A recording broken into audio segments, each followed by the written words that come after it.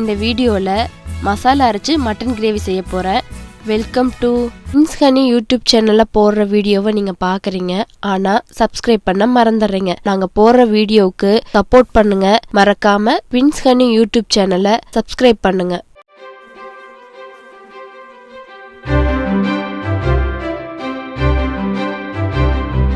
மசாலா அரைக்க தேவையான பொருட்கள்: சீரக மிளகு 1 ஸ்பூன், சோம்பு 1 ஸ்பூன், லவங்கம் 3, 2 சிறிய அளவு பட்டை, 6 காஞ்ச மிளகாய், கொத்தமல்லி விதை 25 கிராம், கசகசா 1 ஸ்பூன்.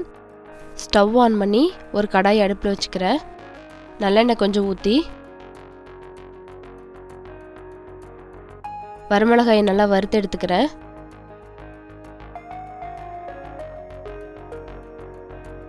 மிளகாய் நல்லா வறுத்தாச்சு.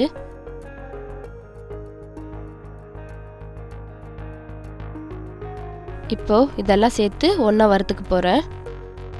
லோ ஃப்ளேமில் வச்சு வறுத்துக்கலாம். நல்லா வறுபட்டுருச்சு. இப்போ ஸ்டவ்வை ஆஃப் பண்ணிக்கிறேன். இதை நல்லா ஆற வச்சு அரைச்சிக்கலாம்.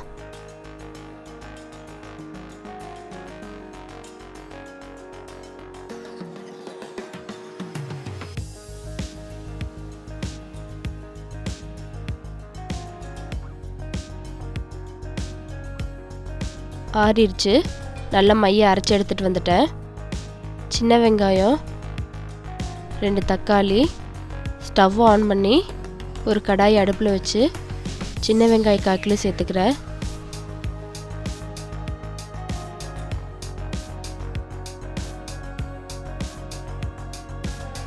எண்ணெய் சிறிதளவு ஊற்றி நல்லா வதக்கிக்கிறேன்.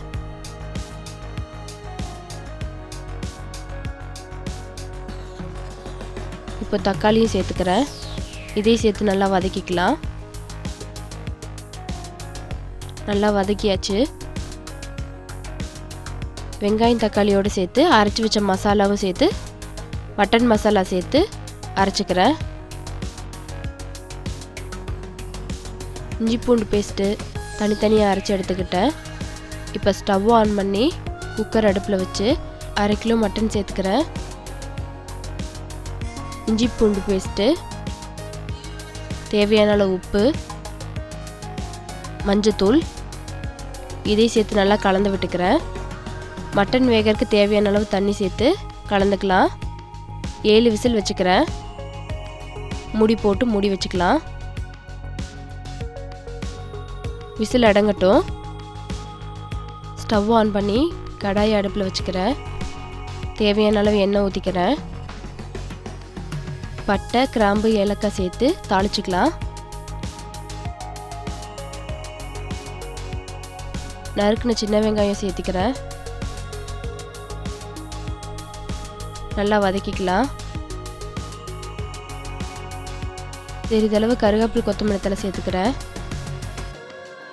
நல்லா கலந்து விட்டுக்கலாம்.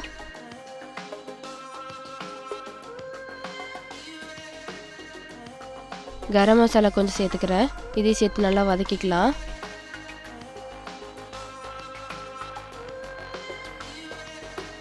வேக வச்ச மட்டனை இதில் சேர்த்துக்கிறேன்.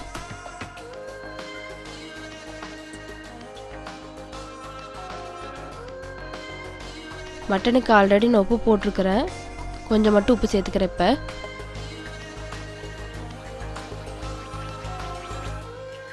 அரைச்சி வச்ச மசாலா இது கூட சேர்த்துக்கிறேன்.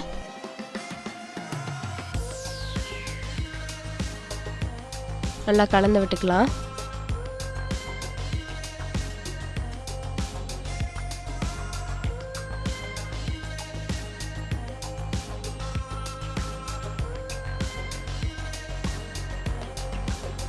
ஆல்ரெடி மட்டன் வெந்துருச்சு. அதனால தண்ணி வத்துற அளவுக்கு மட்டும் மூடி போட்டு வேக வச்சுக்கிறேன்.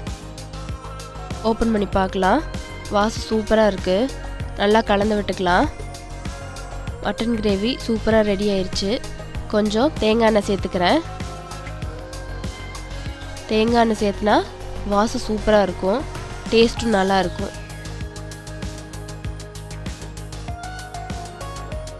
சேர்த்து நல்லா கலந்து விட்டுக்கிறேன். தண்ணி நல்லா வத்திருச்சு. கிரேவி சூப்பராக ரெடி ஆயிடுச்சு. வாசமும் சூப்பராக இருக்குது.